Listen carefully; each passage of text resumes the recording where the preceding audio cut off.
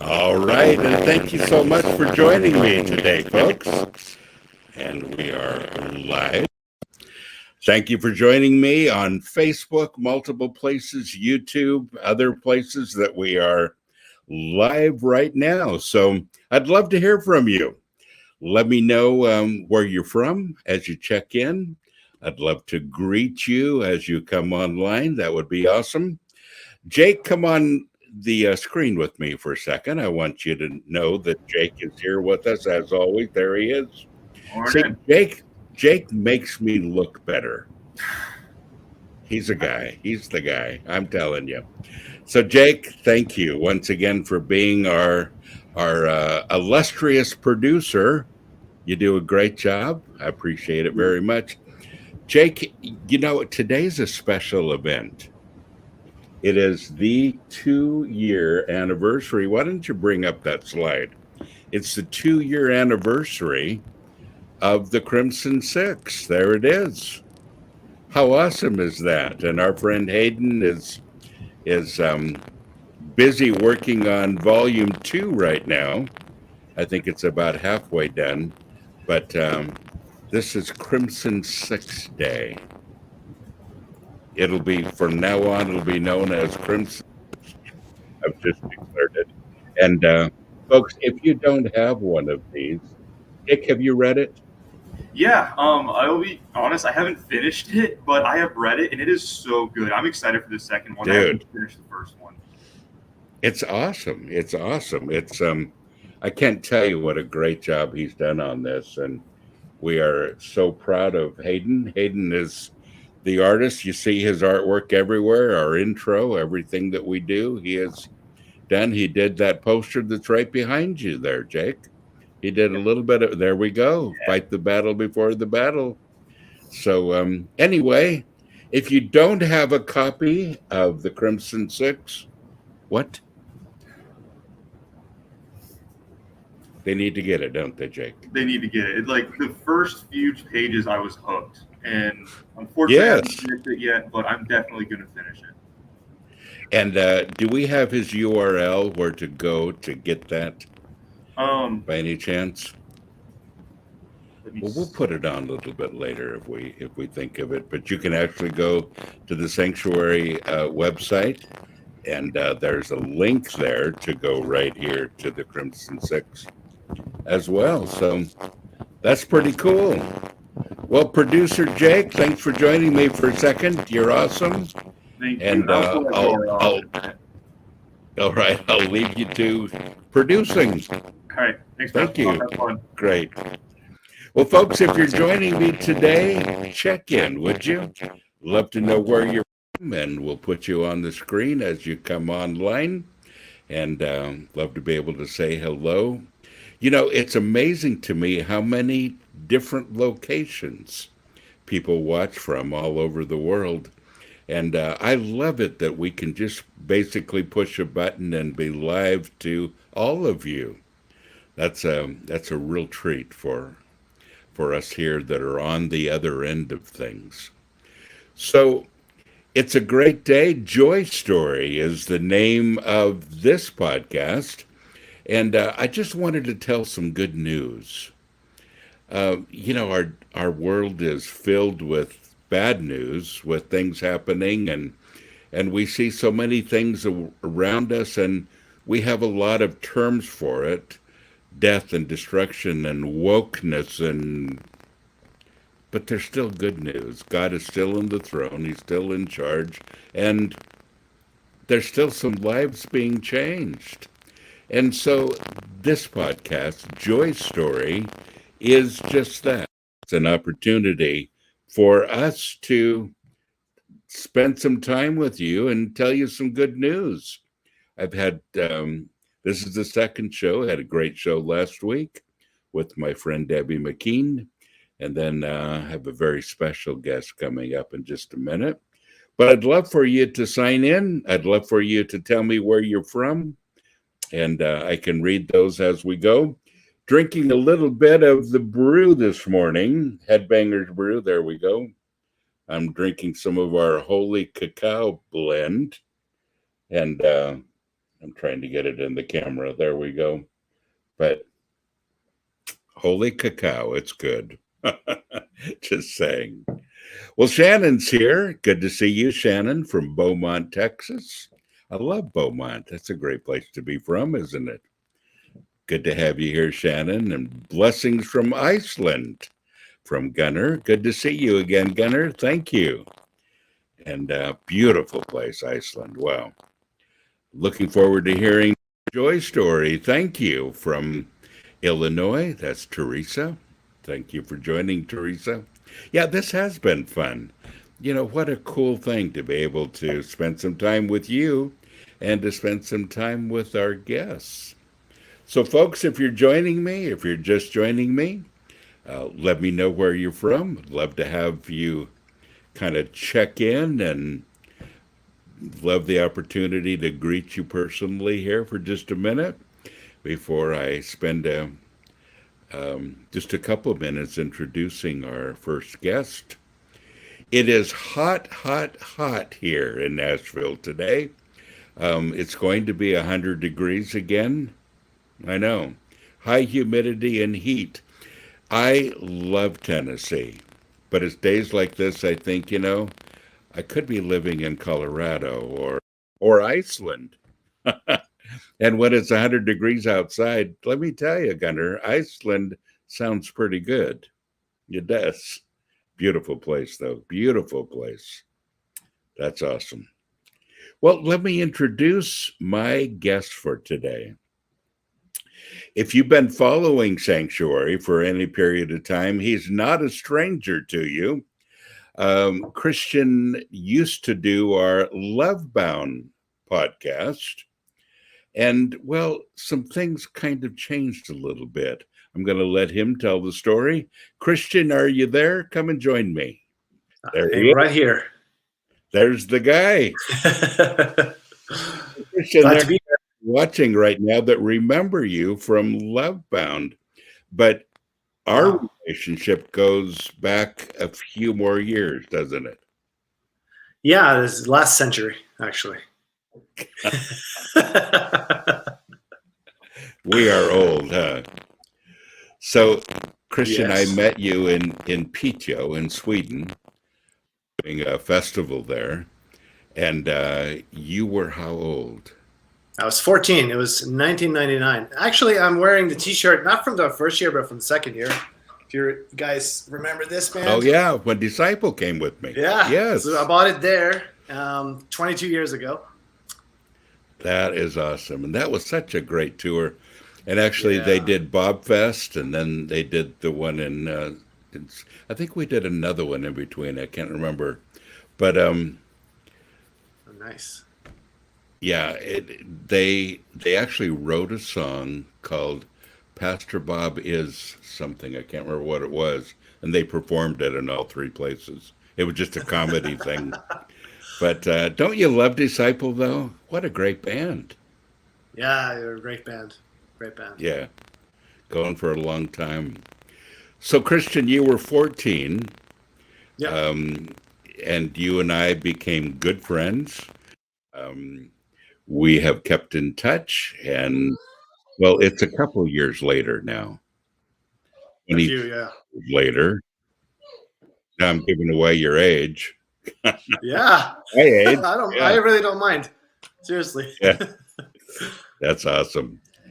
So, Christian, you and I used to talk quite a bit about relationships, and you were looking for a wife, and there were times that you were upbeat about it, and there were times when you were a little discouraged. And and a little bit of confusion. And there were times when, we've all gone through this, when you kind of thought, well, I wonder if that's the right person. And you kind of let your feelings explore, and no, it wasn't the right one.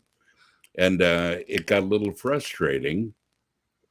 Yeah. And you shared all of that on your podcast called Love Bound. It was your quest to find love.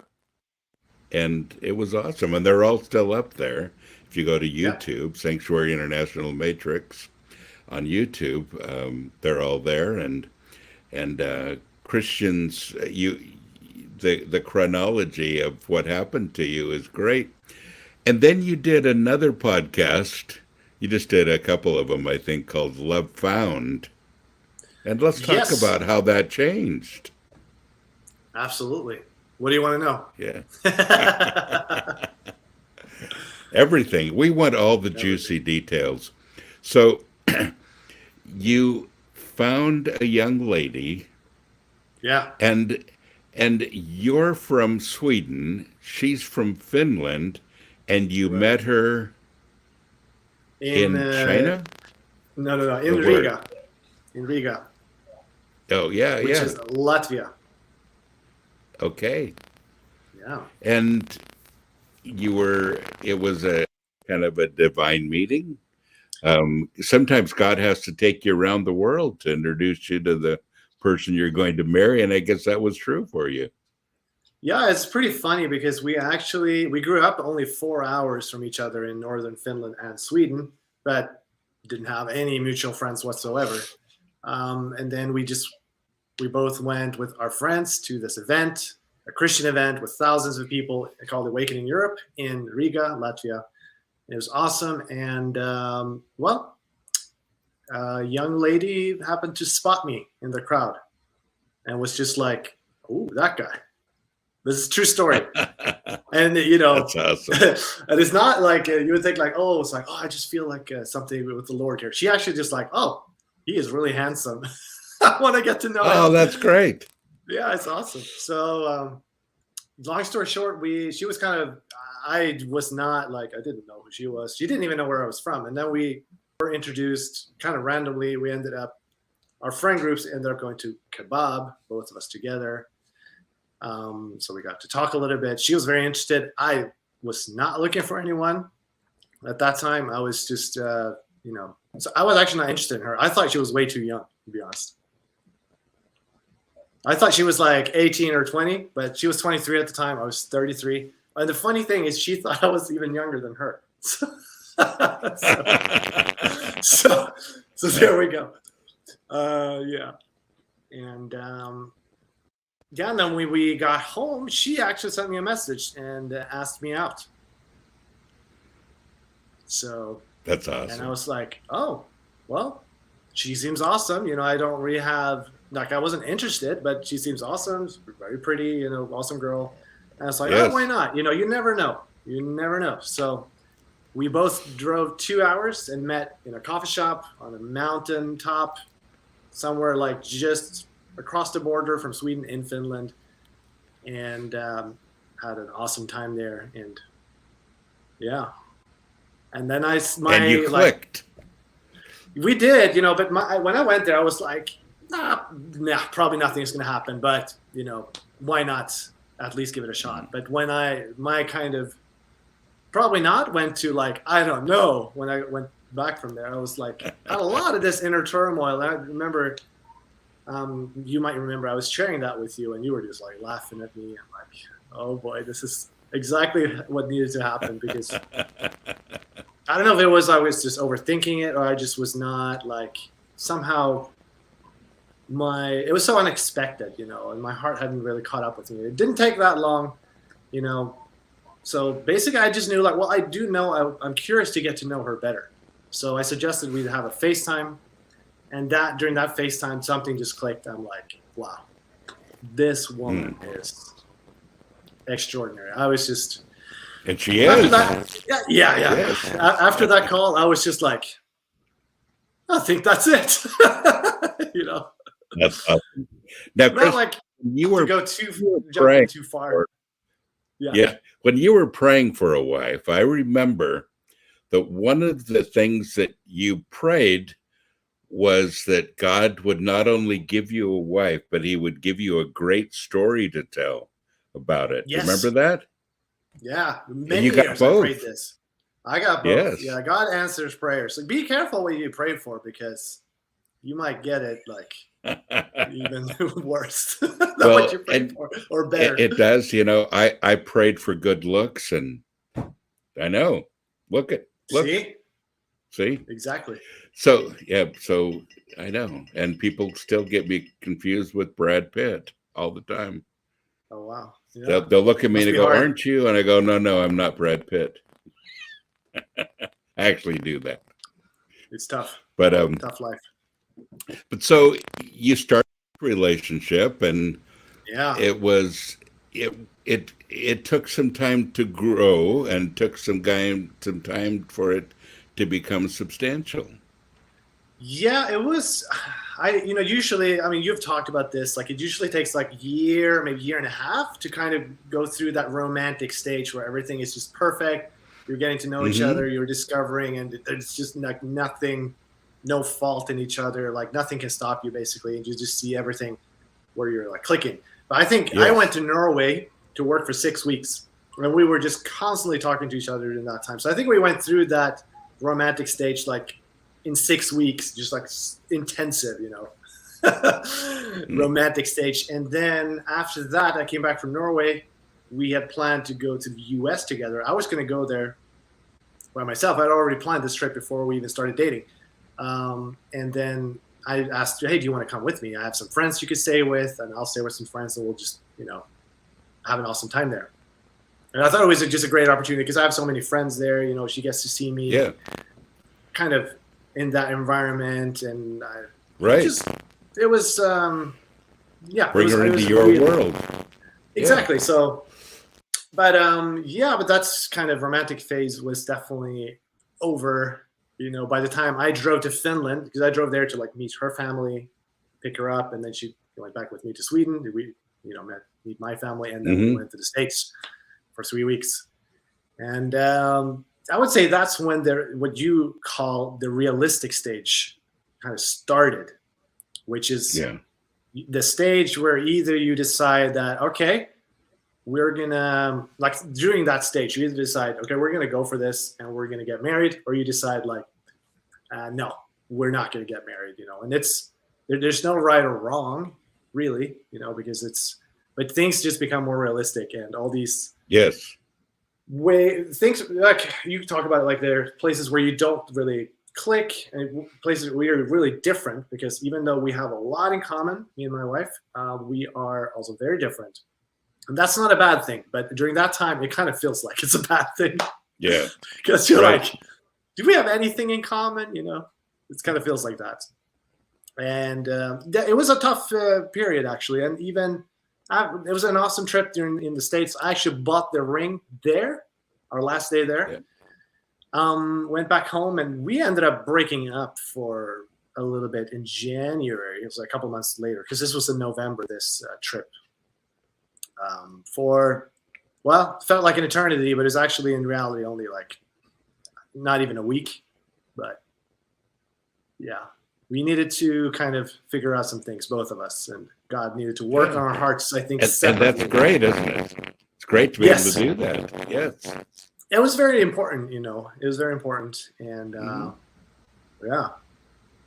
so we, what happened after? We had to work through a bunch of stuff, and then it just started getting just easier and easier, and like better and better. And I went to Norway again. We started really talking about like getting married. So I decided, well, I want to ask her to marry me like next time I see her, and we were gonna meet in Stockholm for a Christian conference to go with some friends. But I'm like, but I'm in Norway. I don't even have the ring with me. It's in my apartment in northern Sweden, so how am I going to do this? And luckily I realized, oh wait, my best friend who lives in Stockholm is going to go to my hometown Boden, and I'll just have him pick it up for me. So he managed to, without my parents suspecting anything, get the keys to my apartment, pick up the ring, deliver it to me in Stockholm. And then the next day she arrived. She was in Spain at the time, had been for vacation. And I proposed to her on May 17th, which coincidentally is actually Norway's National Day. So that's kind of funny because we actually ended up living in Norway for a year. So that's part of our story too. And just a small, very beautiful island in Stockholm where it's kind of this old school, like 19th century vibe. And there wasn't a whole lot of people there, so I figured that would be probably the only way for us to get some privacy. So yeah, popped the question then, and that was, boom, she said yes. That's awesome. And I remember you sent me a picture of the two of you and she said yes. And Yes. we were very excited for you, Christian, because that was really a long time coming for you. You waited patiently for a lot of years to find the right, didn't you? It was a lot of trial and error, or whatever you want to call it, or just like asking women out, being shut down a lot, and even sometimes going on dates but not it working out. And it's funny is what I was like during those years. I was never the one who like call anything off and say like, you know what, no. Mm-hmm. It was always the women who did that. So that was kind of interesting. Yeah. A little frustrating. Yeah, and sometimes I didn't understand why. I was like, "What? We're such a good match," but now I realized, no, wait, we weren't actually. But what's wrong with me? Right? Yeah. So what's wrong? Yeah, it's easy to start thinking that, but that's very important to not take personally because, like, I mean, if we're talking about spending, not that you should have this like, you shouldn't have this pressure on the first date because you're there to get to know someone, but it's with the intention of finding someone to get married to. Otherwise, what's the point of going on a date? It's just like you're wasting someone's time, in my opinion. And there's a lot of feelings involved with that. So, but you get to spend your life with one person. So that's awesome. So that's awesome. There's nothing so personal. It has to be the right person. Yes. Yeah. Absolutely. And so you were married, and you ended up in Finland. Yes, we live in northern Finland. We tend to travel a lot. We lived in Norway for a while, for a year, and we lived in Spain for 6 weeks. And who knows where we're going to go next. So, but this is where we're based in Rovaniemi, which is where Santa is from. It's on the Arctic Circle. That's awesome. Yeah. Well, Christian, you've done a lot of traveling, and we're throwing out some countries here. Yeah. You talked about Sweden and Finland. And by the way, people think, well, don't they speak the same language pretty much in Sweden and Finland? And the answer is no, it's very different. Sweden and Norway are similar, but Finland way more similar. is a different planet, isn't it? So yeah. But then you've had to learn a few other languages. Christian, have you counted how many languages that you're fairly proficient in? Well, I mean, I want to say the languages I can have, I would say like with 5 languages, that I can have like a deep conversation with someone in a meaningful conversation. Right. But yeah, I know bits and pieces of languages here and there where I can like maybe, order food, say thank you, just these simple things. So, but so I actually don't know like all this. I've kind of always liked learning. If I'm traveling somewhere, I like to learn at least like a couple of phrases. At least like thank you and maybe like a cup of coffee with milk, please, something like that. So that's always something I've liked to do, even since I was a kid. But I never thought like I could really learn languages. Like I tried to learn Spanish probably like 8 years ago, and I failed. It didn't work out. But then it was actually when I went to Hong Kong for the first time 4.5 years ago, I really felt such a strong desire to learn Cantonese. Yes. Which is not considered one of the easiest languages in the world. But I just knew I had to do this. I felt the Lord on it. So I just started really learning about learning a language, like how to do it effectively, And that's how it all started. And since then, learned Cantonese, Finnish, Spanish. So it's been amazing. And That's awesome. And you and started extremely a valuable. company, Yes. which is awesome. Let's put that slide up and tell us a little bit about this company that you've started. Yeah, so Linktuitive, as you can see there, .com. That's Linktuitive is my business, and I've done YouTube videos and blog posts and things like that about language learning. And now, next week, I am doing a challenge, a free challenge, a 5-day challenge. And this is specifically targeted to people, for married women who want to learn their spouse's native language, Spanish. Mm, And so that's that's we're doing it. So if you know anyone, or if you are that person, you're more than welcome to join. Just click on the URL. You just type in your email, and you're good to go. It's going to be awesome. amazing. It's going to be 5 days of me really like boiling down the best tips and practical steps that I've learned, because I spent thousands of hours on language learning and figuring this out, Yes. and doing it, and all these things. And I've really come up with a method that's really exciting, because it's not only very doable, even if you're busy, but it's also you're using your passions and interests to learn, or you're just learning by Awesome. accident by doing this. So it's That's perfect. yeah, I'm really, really excited about that. So it's going to be a challenge. You're going to take action steps, and you're going to start seeing results during those 5 days. Yes. I guarantee that. If you show up and do the Well, homework, you're going to see results, guaranteed. Awesome.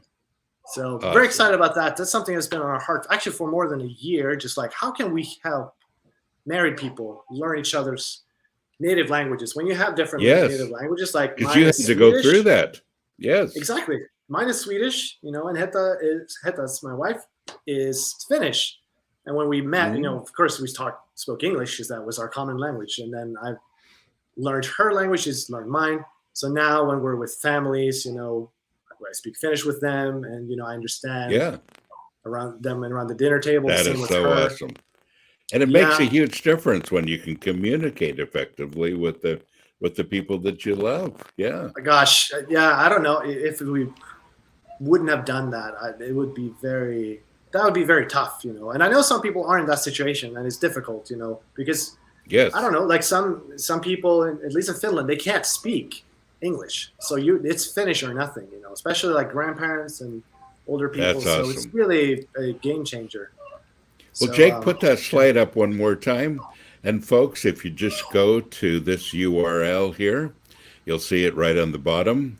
Yeah. Linktuitive.com is the place to go, and you can see everything that Christian does there. Very cool. And of course, this challenge is a 5-day challenge. And starting the 27th, it's coming up. yeah, So, on Monday. Christian, we have an ending to the story that we haven't talked about yet. And Yeah. you not only have a wife to introduce to us, but you have Yes. a special surprise. And I'm going to let you take the whole screen, because you have some people to bring to the screen here, if you can. Yeah. There's someone who we would like to There you go. introduce here to the world. Awesome. Awesome. Let's see here. They are coming. So we've had an addition to the family, and it's not just a new wife. No. Okay, here we go. All right. Oh, look at there. All right. Look at this guy. Hi, everybody. So cute. So He cute. is amazing. This is Angel, and this is Heta. His name is my new Angel, wife. and he looks like an angel, doesn't he? He's Yeah, he looks awesome. like an angel. Absolutely. Yes. He is quite, the talker already. Not the Yes. quiet baby at all. So he fits right in. He sure does. And you have two angels with you, really, Yes, because you married one as well. She's I married awesome. one. She is. This the is best. Heta, and Heta is awesome. And Heta, this is a great story, isn't it? That Yes. Christian's telling. Yes. Yes. I hope you can hear her. I have the mic here. Yeah, I can hear her. Perfect. Yes. Perfect. But you not only kind of spotted him and he spotted you, but it's really just one of those things that only God can bring together, isn't it? I agree. It really is. Yes. The more we think about it, like that, we're like, what are the odds? Like, it's just crazy. So many, like, just I don't know. I don't want to call it, like, it's just not random events, but it's like so many things that led there. That if one thing would have been off, maybe I wouldn't have gone to that. It was kind of close. I wouldn't go to Riga. What would have happened? But So with God, there's always a way. So yes. So you guys, how has your life changed now that you brought this little guy into the world? It changes a lot, doesn't it? Yeah. You never get bored. Like, you always have. You don't have to turn on the TV because he's just pure entertainment, and fun. Just looking at him, like, it's just amazing. Like, it's the atmosphere of our home is just completely on a different level. Like, it's just so much. It's so much fun. It's even more fun and rewarding than I imagined it to be. Yeah, well put. You've said that too as well. Yeah. That is just it's just fantastic, So did you expect to fall in love with him as much as you have? say that again. If I expected to fall in love. Did you expect to fall in love with him as much as you have? No. Because he all of a sudden, this person you've never met becomes hugely important to you. Yeah Exactly. It's just very overwhelming. Like, the moment he was born, like, that was like the strongest, most powerful moment of my life. Yes. I hadn't really expected that, and it's just like you don't know what it's going to feel like when it's your first baby, but it's quite surreal. You guys connected right away. Yeah, we really did. Yeah, I didn't expect that, because I've heard it sometimes might take a little bit of time, especially for the dad. I haven't been carrying the baby like Heta has for 9 months, but we just first time I held him, he looked into my eyes, and it was just such a connection there. I'm like, I know we're gonna have a very special relationship. And Heta, you were 2 weeks past your due date too, weren't you? You were ready to have this baby. Yes. Very much, yes. He was just chilling in there. Yeah. He was in no rush. Yeah. That's awesome. Yeah. And Heta, how are you enjoying motherhood? Oh, it's the best thing that has happened to me. I must say I'm a little bit surprised how much I enjoy this. I thought I'd love it, but I'm just obsessed. Like, I'm enjoying a lot. Everything feels more natural and enjoyable than I had heard from other moms, maybe. Yeah. Absolutely. Yeah. And I don't know. Like, I think there can be quite a bit, in my opinion, negativity, like people talking about, you're gonna lose your freedom and all those things. And maybe that's what I like. Yeah, and it's like, well, when you don't really want that back. You don't want to go back, to a life without him. So I think it's just a fantastic upgrade, and and it's like not that, it's not that complicated in the beginning, at least, It's just love and diaper changes and feeding and sleeping. Yes. That's it. Well, you guys, he could not be any cuter. No. I mean, what a little. And I think you've sent me pictures almost every day since he was born, which I love. Bombarded you. And every day I keep saying that to Christian. He just keeps getting cuter. He just keeps getting cuter. Look at that face. Look at that face. Look at that. What a blessing. What a blessing. He's just fantastic. You guys, and every day something very exciting. Yes. So as we finish here, I want you to encourage people that are feeling discouraged. I had somebody the other day that says, you don't understand. I've never had a successful relationship. Right. And I just said, you know, you and every other single person in this world, Yeah, when you think about it. Yeah. it's like you wouldn't be single That's if that kind of wasn't the way it case. is. Right. But it is discouraging. And so how would you encourage people that are saying, I'm discouraged, taking a long time, I'm 25 already and I should be married by now, or, you know, whatever. What would you say? Oh my gosh. Yeah, if someone told me when I was 21, hey, you're not going to get married until you're 33 years old. Wait a minute, I was 34 actually, 33 when I met Heta. So I would have been like, oh my, I would have been so depressed. But now, looking back, like the journey was actually amazing. So what I would encourage people with is, like, first and foremost, just dream big. Like, do not let any disappointments let you lower your standards. Because I dreamed really big, even so big that people were saying, like, maybe that's like, does a woman like that even exist? You know, maybe it's a little bit too much.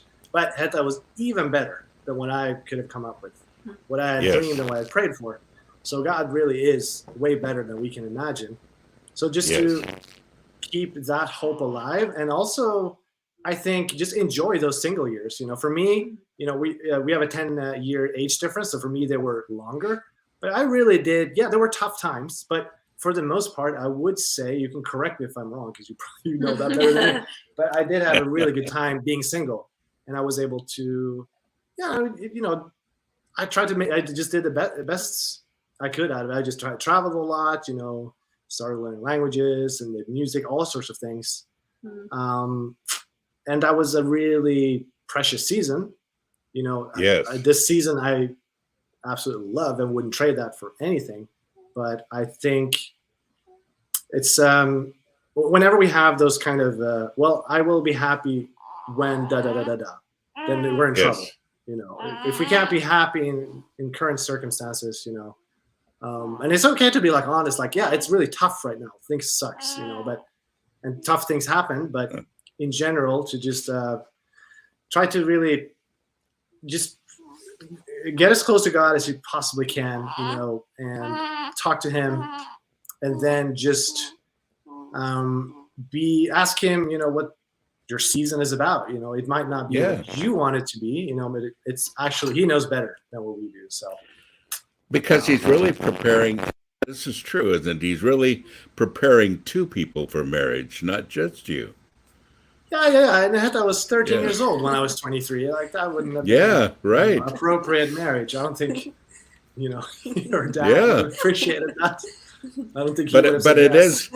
When I called him. But it is that God is preparing two people, and and there's a lot of preparation for both, isn't there? Yeah, definitely. Timing. You know, it's. There's a mystery element to it. I don't think we can ever figure it out. You know, people say, well, you need to do this, this, and this, and then you get married. But it doesn't seem to work that way. Yeah, it's good to try and get as healthy as you can, you know, like in your heart. But then there's a certain type of healing that's only going to come when you're actually in a relationship with someone who loves you unconditionally. Like, I think I got... Well, I wouldn't say like as far, you can always go farther, but pretty much as far as I could have on my own. So yeah, I think so too. So and Heta, if I could just ask you a question real quick. You know, when Christian was saying that you were the one that kind of knew first, you were the one that spotted him first. And I think a lot of people kind of wait and say, well, that's not my place. Maybe I shouldn't say anything. But it is true that women fall in love quicker than men do. And they do notice things sometimes a little quicker than guys do. Sometimes guys are a little clueless. So what advice would you give for women who kind of feel that way? I would say, but this is from my own experience with Christian, that that you know, I just didn't have any kind of expectations. Like, I knew in a positive way. I mean that, okay, he can say yes or he can say no, and I kind of just dropped it there. And I didn't marry him already in my daydreams, but I thought that he is definitely someone worth taking the risk of getting a no. I don't think anybody enjoys hearing no. I would not have either. Yeah. And I think I could sense that when she sent that message. She wasn't needy. Like, I knew, like, oh, she'll be fine even if I say no. Sure, she'll be disappointed.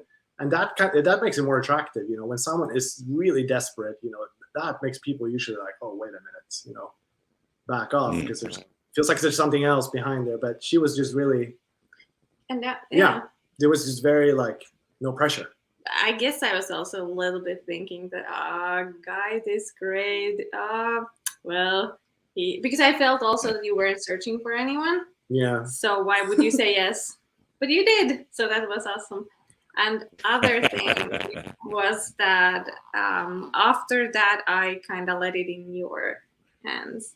I think you enjoyed that. I really enjoyed that. Yeah, Yes. I think she was like, let me kind of take the lead in a, you know, it's always been, you know, a cooperative thing, but kind of, I think men, we seem to come alive when we just get to do that. Pursue me. Pursue, yeah, exactly. The romance, you know, like. Yes. Now, I have to be honest, you guys. It's really great to hear your answers, but it's hard not to just look at that baby.